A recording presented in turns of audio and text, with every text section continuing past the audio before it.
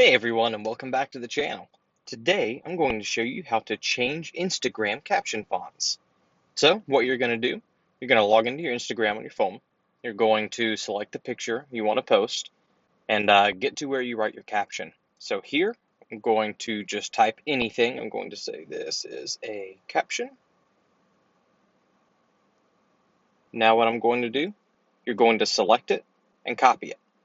Now from here, pay close attention. We're going to go to the website. That website is called instafonts.io. I'll make sure I put it in the description.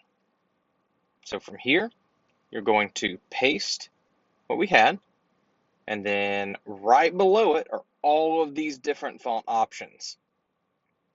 So you're going to scroll until you find which one you like the most.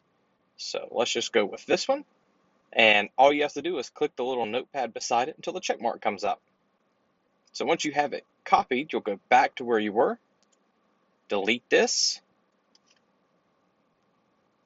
and paste. And it works like a charm. Guys, if you found this video helpful, please feel free to drop a comment and hit that like button. Thanks for watching.